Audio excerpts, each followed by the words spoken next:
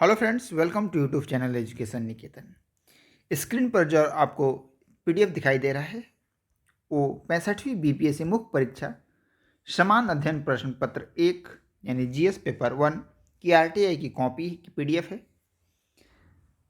ये परीक्षा 25 नवंबर 2020 को आयोजित कराई गई थी। जिस अभ्यर्थी की ये कॉपी है उन्हें प्रथम प्रश्न पत्र में 147 यानी 147 अंक प्राप्त हुए हैं। सबसे पहले चैनल की तरफ से हम इनका आभार व्यक्त करते हैं कि इन्होंने अपनी आरटीआई कॉपी हमारे साथ साझा की है। इनका ऑप्शनल ज्योग्राफी है, तो ज्योग्राफी की आरटीआई की कॉपी भी हम 1 से 2 दिनों में साझा करेंगे। हम कोशिश करेंगे कि उन्हें उस कॉपी को हमारे जो ज्योग्राफी के सर हैं वो एनालिसिस करें, ताकि जो जहाँ तक एनालिसिस की बात है, जो फिजिकल ज्योग्राफी होती है उसमें आपको चीज़ों को अच्छे से बता सके, ताकि आपको समझ में आए कि बीपीएससी किस चीज़ को मेंशन करने पे अधिक अंक देती है। इसमें जहाँ तक पेपर 1 में डीआई का सवाल है, तो डीआई के 2 प्रश्न आते हैं जो आपको करने होते हैं 5 या 4 प्रश्नों में से। इन्होंने प्रश्न संख्या 12 और 15 को चूज किया था। इन्हें 12 प्रश्न संख्या में 22 अंक और 15 प्रश्न संख्या में 13 अंक प्राप्त हुए हैं। पहला प्रश्न में इन्हें 18 अंक, दूसरे में भी 18, तीसरे में 19, 9वें प्रश्न में इन्हें पहले 19 अंक मिले थे, लेकिन चीफ एवेल्युएटर के द्वारा इनके 1 अंक इंक्रीज कर दिया गया है। मैंने आपको पहले भी बीपीएससी की आरटीआई कॉपी जो साझा की है उसमें बताया है कि बहुत सारे कॉपियों पे आपको कटिंग के मार्क्स दिखेंगे और वहाँ पे फिर से नंबर चेंज हुए दिखाई देंगे। तो ऐसा नहीं है कि अनियमितता है, बल्कि एक प्रोसेस का हिस्सा है जिसमें मुख्य जो एग्जामिनर होते हैं वो जो एग्जामिन की कॉपियाँ आती हैं उसको एक बार फिर से पुनरावलोकन करते हैं।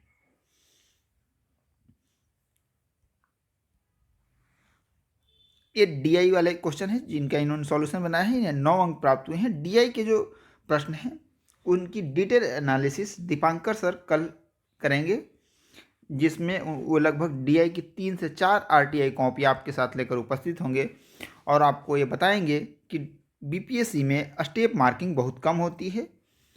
ऐसा नहीं है कि नहीं होता है, लेकिन होता है, लेकिन ज़्यादातर मार्क्स पूरे मिलते हैं या तो फिर नहीं मिलते हैं। तो आपको बताएंगे कि किन प्रश्नों में कब कब बीपीएससी ने स्टेप मार्किंग में कुछ अंक दिए हैं, और ज़्यादातर देखेंगे आप आरटीआई की कॉपी में कि अगर आपका गलत है तो आपको 0 अंक दिए जाते हैं। अगर आपका उत्तर सही है और आप लगभग आपने स्टेप फॉलो किया है तो आपको पूरे के पूरे अंक मिलते हैं। आप ऐसे भी आरटीआई कॉपी देखेंगे जिसमें 36 में 36 में 35 या 34, 33 इस तरीके के अंक भी बीपीएससी के द्वारा प्रदान किए गए हैं। अब हम आ जाते हैं स्टैट वाले पोर्शन को हम स्किप करते हैं, जीएस वाले पोर्शन पे आते हैं। जीएस का जो पहला खंड है वो सेक्शन 1 यानी कि हिस्ट्री का खंड है। आप अपने पास 65वीं बीपीएससी समान अध्ययन प्रश्न पत्र 1 नेट से डाउनलोड कर लें, उपलब्ध है। प्रश्न संख्या 1 में आपको पढ़ता हूँ, इसके बाद इन्होंने क्या लिखा है और इन्हें अंक कितने मिले हैं। What were the causes of the revolt of the 1857? What effect did it on Bihar?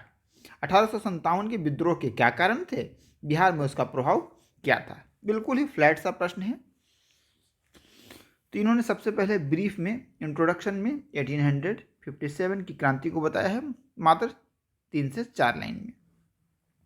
इसके बाद सीधे कारण कॉजेज पे आ गए हैं। इन्होंने कारण को, जैसे कि अधिकतर छात्र लिखते हैं, राजनीतिक कारण, आर्थिक कारक। इसमें मैं बहुत इनके कंटेंट को नहीं पढ़ रहा हूँ क्योंकि बहुत फ्लैट सा प्रश्न है, तो ज़्यादातर बच्चे इसी तरीके से लिखते हैं। इनकी हैंड राइटिंग उतनी अच्छी नहीं है, तो हो सकता है कि इन्हें हैंड राइटिंग का भी कुछ ना कुछ खामियाजा अंकों के रूप में भुगतना पड़ा हो। इसके बाद इन्होंने सामाजिक कारण लिखे हैं। इसके बाद इन्होंने कुछ ट्रेडिशनल इशूज लिखे हैं।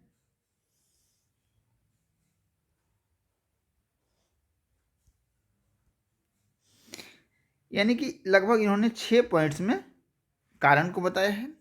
इसके बाद बिहार पर इम्पैक्ट क्या हुआ। अब ये देखो आप कि इन्होंने मात्र पहले प्रश्न को 1, 2, 3 3 पेज में लिखा है और इन्हें अंक कितने मिले हैं, 18। एक तो चीज़ आपके दिमाग में बन जानी चाहिए कि जो आप इतिहास में कभी कभी ये सोचते हो कि जब तक 5 पेज नहीं लिखेंगे तब तक अंक नहीं मिलेंगे। अगर आपके कंटेंट में दम है तो स्टैंडर्ड होते हैं 4 से 4.5, यानी 4.5 पेज या 4 पेज। अगर आप 4 पेज अच्छे से लिख देते हो कंटेंट, रिलेवेंट कंटेंट, तो आपको कंटेंट कम होने के कारण फिर अंक नहीं कटते हैं, फिर अंक कटते हैं कंटेंट के क्वालिटी पे। क्वांटिटी 4 पेज अगर आप सही से लिख देते हो तो सही ठीक ठाक हो जाता है। अगर सही कंटेंट है तो आपको 24 से लेकर 25 अंक तक भी उसमें मिल सकते हैं, और बहुत सारे छात्रों को मिले भी हैं।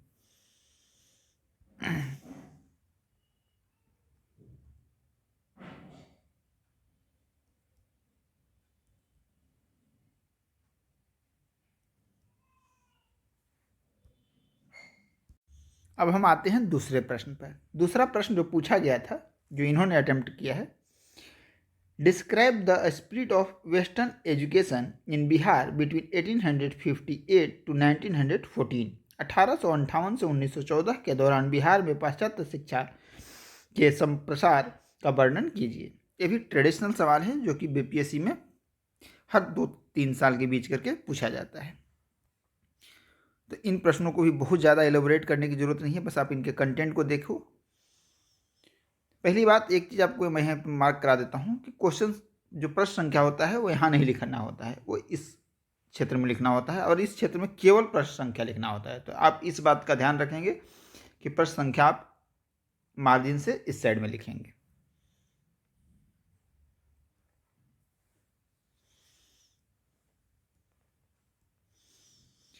एक चीज़ और ध्यान दीजिएगा कि इंग्लिश मीडियम की जितनी भी कॉपी होती है, आप उसमें एक चीज़ कॉमन पाओगे कि बहुत बड़े बड़े पैराग्राफ आपको देखने को नहीं मिलेंगे। ज़्यादातर आंसर बुलेट फॉर्म में टू दी पॉइंट्स रहेंगे। इससे पहले भी मैंने आपको 1-2 कॉपी दिखाई थी इंग्लिश की। हमारी कोशिश रहेगी कि अगली जो कॉपी आपको जीएस का साझा करें वो हिंदी माध्यम का कॉपी हो और उसके अंक कम से कम 160 से 70 से ऊपर मिले हों। यानी कि ये भी पता चले आपको कि जो अधिक अंक वाले कॉपियाँ हैं उनकी लिखावट और शैली क्या है।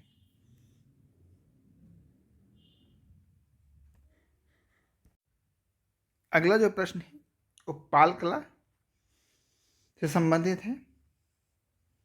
पाल आर्ट आर्किटेक्चर एंड इसके रिलेशन से पूछा गया है बुद्धिज्म से।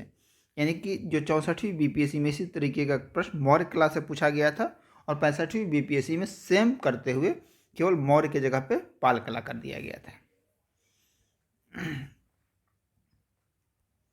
छोटे छोटे डायग्राम्स आप जरूर बनाने की कोशिश करें। इनकी डायग्राम उतनी अच्छी नहीं है, लेकिन आप चाहें तो अच्छे से, अगर जो भी आर्किटेक्ट वाला पर्सन आता है उसमें अगर 2-3 डायग्राम बना देते हैं तो आपको जो इन्हें 18 और 19 अंक प्राप्त हुए हैं वो अंक बढ़कर 22 से 23 हो जाएंगे।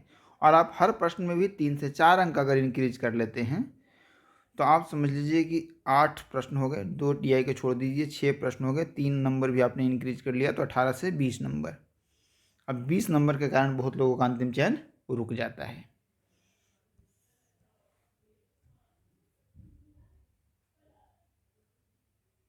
इन्होंने इस प्रश्न को काफ़ी इलोबरेट करके लिखा है। 19 अंक इन्हें मिले हैं। अब आते हैं सेक्शन 2 पे, जो कि है थोड़ा डायनेमिक। तो हम इस पे इनके कंटेंट को भी देखेंगे कि इन्होंने आखिर इन डायनेमिक सब्जेक्ट्स पे क्या लिखा है। सबसे पहले तो प्रश्न बता देता हूँ। प्रश्न है, भारत में कोविड-19 लॉकडाउन के सामाजिक, आर्थिक और पारिस्थितिकी निहितार्थों की 100 उदाहरण व्याख्या कीजिए। यानी कि आपको सोशल, इकोनॉमिकल और इकोलॉजिकल, इन तीनों ही पैरामीटर्स पे उसके इफ़ेक्ट्स बताने हैं। साथ ही साथ आपको कुछ एग्जाम्पल्स भी तीनों को देने हैं। यानी कि आप ये दोनों काम करेंगे तभी आपको एक अच्छा अंक प्राप्त होगा। अब इनका उत्तर देख लेते हैं।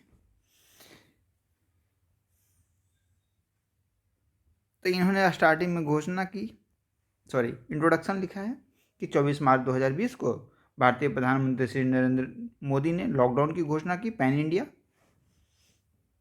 ये अनाउंसमेंट जो था वो बिल्कुल ही सडन रूप से किया गया, जिसके कारण चारों तरफ क्या हो गया, कोरस की स्थिति पैदा हो गई, क्योंकि पहले से बहुत ज़्यादा मैनेजमेंट नहीं था कि इस तरीके की परिस्थितियाँ उत्पन्न हो सकती हैं। इसके बाद इन्होंने सोशियो इकोनॉमिक इम्प्लीकेशंस बताए हैं। पहले इन्होंने इकोनॉमिक इम्प्लीकेशंस बताए हैं, क्या क्या हुए हैं।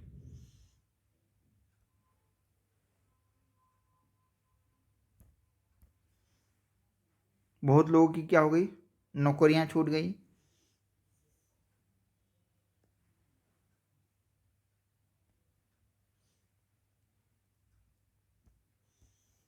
एग्रीकल्चर सेक्टर पर इन्होंने प्रभाव बताया है। फिर इकोनॉमी में डिमांड कम हो गई। शटडाउन के कारण क्या हो गया, ट्रेड में भी कमी आई। और जो सबसे ज़्यादा प्रभावित हुआ वो मैन्युफैक्चरिंग सेक्टर हुआ, क्योंकि उसकी प्रोडक्शन भी बंद हो गई और लॉकडाउन के कारण सप्लाई में भी कमी आ गई। इसके बाद इन्होंने सोशियो इम्प्लीकेशंस बताए हैं। जैसे क्या हुआ इसमें, तो डोमेस्टिक क्लैशेस बढ़ गए।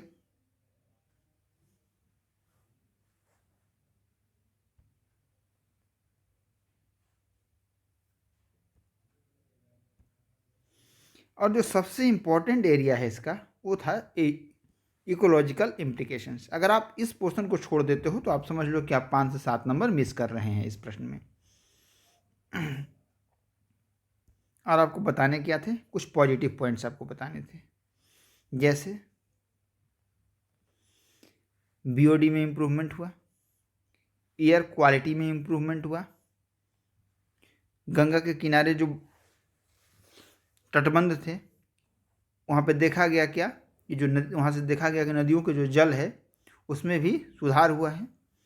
यानी कि आप जब तीनों ही पैरामीटर्स को, चूँकि इन्होंने बहुत ही संक्षेप में पैरामीटर्स बताए हैं, इनके 3 पॉइंट्स की जगह पे जब आप इसके 5-6 पॉइंट्स बताएंगे, और इन्होंने एग्जाम्पल्स कम दिए हैं, जैसे इन्होंने दिल्ली मुंबई का एग्जाम्पल दिया, आप ज़्यादा से ज़्यादा एग्जाम्पल देंगे, रिवर्स का एग्जाम्पल दो, किसी रिपोर्ट को कोट करो, आपकी इस रिपोर्ट के अनुसार इकोलॉजिकल इम्प्लीकेशंस बताए गए हैं और हिमालय पे क्या प्रभाव पड़ा।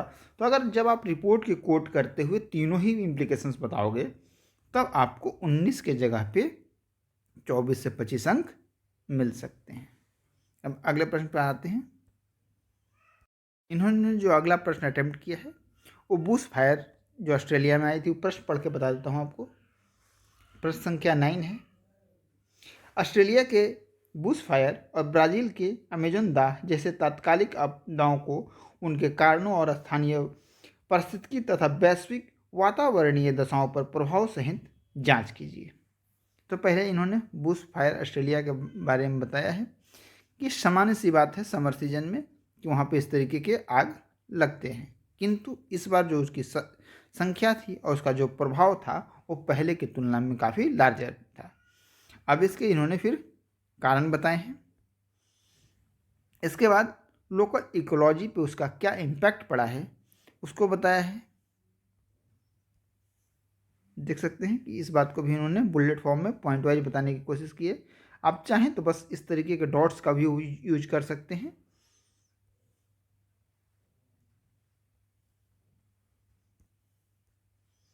फिर इन्होंने दूसरा हिस्सा यानी वर्गीकरण इनका अच्छा है, क्लासिफिकेशन इन्होंने सही तरीके से किया है। फिर अमेजोन के बारे में बताया है, उसके भी कॉजेज बताए, इम्पैक्ट्स ऑफ लोकल इकोलॉजी बताया है। और इस प्रश्न में इन्हें आप जब देखोगे, चूँकि इनका ज्योग्राफी ऑप्शनल है इसलिए भी इनका ये उत्तर बाकी इनके उत्तरों की तुलना में अच्छा है और अच्छे उत्तर का इन्हें बेनिफिट भी मिला है। और इन्हें जहाँ बाकी प्रश्नों में 18 अंक मिले थे, 16 अंक मिले थे, इस प्रश्न में इन्हें 20 अंक प्राप्त हुए हैं। बाद में इन्होंने लास्ट में कंक्लूजन के रूप में वे फॉरवर्ड भी लिखा है कि क्या होना चाहिए। आप कोशिश करें कि जहाँ भी मूल्यांकन वाली प्रश्न पूछे जाए, परीक्षण वाले प्रश्न पूछे जाए, वहाँ पर एक कंक्लूजन जरूर लिखिए। और कंक्लूजन हमेशा आपका भविष्य लक्ष्य होना चाहिए, यानी कि जो अच्छी चीज़ें हैं उसका तो आपको लेकर, और साथ ही सरकार को और भविष्य में क्या करना चाहिए कि इस पर रोक लगाई जा सके। चाहे अगर कुछ योजना पूछी गई है तो इस योजना को और अच्छे तरीके से इम्प्लीमेंट किया जा सके। और अगला जो प्रश्न है वो मिशन शक्ति से प्रश्न पूछा गया था, जबकि 2 साल पुराना ये करेंट था, लेकिन फिर भी बाद में इसको पूछ लिया गया था। प्रश्न था कि मिशन शक्ति के साथ भारत विश्व की चौथी सबसे बड़ी अंतरिक्ष शक्ति बन गया है, इस कथन पर चर्चा कीजिए। इस प्रश्न में इन्हें कम अंक मिले हैं क्योंकि इस प्रश्न के उत्तर को इन्होंने मात्र 2 पेज में लिखा है और उसके बाद भी इन्हें 16 अंक मिले हैं, जो कि कम। लास्ट में इन्हें 16 से बढ़ाकर आपने देखा कि 18 यहाँ पे फिर कट किया गया है और फिर लास्टली इन्हें 18 अंक दे दिए गए हैं, जो कि हमें लगता है कि कंटेंट के हिसाब से काफ़ी अंक हैं। क्लासिफिकेशन इनका अच्छा है।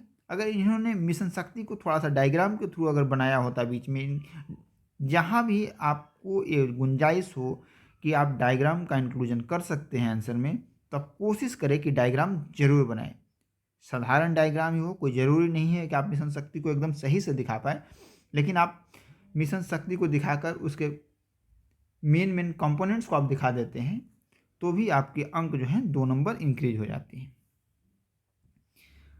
इन्हीं की जब मैं कॉपी दिखाऊंगा आपको जीएस पेपर 2 की, तब आपको पता चलेगा कि जिन उत्तरों को इन्होंने यहाँ 2 पेज में लिखा है, 2.5 पेज में लिखा है, इन्हें 16 अंक मिले हैं। इनके जीएस पेपर 1 के 4.5 पेज के आंसर में इन्हें मिले हैं मात्र 11 नंबर, 12 नंबर। और आप सबको पता होगा कि जीएस पेपर 2 की मार्किंग कितनी स्ट्रिक्ट हुई थी। तो इस कॉपी से आप जब हम जीएस 2 की कॉपी लेकर आएंगे तब जीएस 2 के भी मार्किंग को आप समझ सकेंगे कि वहाँ पे अगर कॉन्टेक्स्ट से कोई विद्यार्थी थोड़ा भी भटका है तो उसके नंबर में 7 से 8 नंबर काट लिए गए हैं। यानी कि ऐसा नहीं है कि एवरेज मार्किंग हुई हो, बहुत ही स्ट्रिक्ट मार्किंग हुई है पेपर 2 में। जब पेपर 2 ज्योग्राफी ऑप्शनल और डीआई, इन 3 की कॉपियों का हम कल यानी कि शाम में इसी टाइम में एनालिसिस करेंगे। वो वीडियो भी लगभग 7 बजे के करीब कल अपलोड हो जाएगी। डीआई की भी हमारी कोशिश रहेगी कि 5 से 6 बजे शाम के करीब वो वीडियो अपलोड हो जाए। तो अगर आप इस तरह के वीडियोस देखना चाहते हैं तो हमारे चैनल से जुड़ सकते हैं, सब्सक्राइब कर सकते हैं, ताकि हम आपके लिए अधिक से अधिक इस तरह की आरटीआई कॉपी ला सकें। अगर आपके पास भी आरटीआई कॉपी उपलब्ध है तो आप हमारे साथ साझा कर सकते हैं अपनी कॉपी, या तो आप एक नंबर दे रहा हूँ, इस नंबर पर व्हाट्सअप कर दें। कॉल करने की कोई ज़रूरत नहीं है, व्हाट्सअप करें, अपनी आरटीआई कॉपी, अपना नाम लिख दें। आपकी जो भी इम्पॉर्टेंट इन्फॉर्मेशन होगी उसे ब्लर कर दिया जाएगा। वैसे कॉपी पे कोई भी इन्फॉर्मेशन नहीं रहती है सामान्यतः। टेस्ट सीरीज हमारी चल रही है, जो कि आपको कई बार जिससे मैं आपको अवगत करा चुका हूँ। मेंस आंसर राइटिंग, डीआई एक क्वेश्चन, जीएस एक क्वेश्चन। जीएस को हमने 5 हिस्सों में डिवाइड कर रखा है। 28 ऑलरेडी डीआई है जो कि डेली चलता है। 15-15 क्वेश्चन हम डेली देते हैं। मूल्यांकन करते समय हमारी कोशिश रहती है कि जो आरटीआई कॉपियों में जिस तरीके से मूल्यांकन किया गया है, नंबर देते समय हम इसको लगभग मानक बना के रखते हैं कि जो आरटीआई में जिस तरीके से बीपीएससी नंबर देती है, हमारी कोशिश होती है कि हमारी भी मूल्यांकन पद्धति में अंक देने का तरीका वही हो। हम उतने स्ट्रिक्ट मार्किंग नहीं करते हैं ताकि बच्चों को उत्तर लेखन का प्रयास करने में प्रोत्साहन मिलता रहे। अगर आपको बार बार अगर आप उत्तर लिख रहे हो, आपको 12, 14 और 15 अंक मिल रहे हैं, तो आपका भी मनोबल कमज़ोर हो जाता है।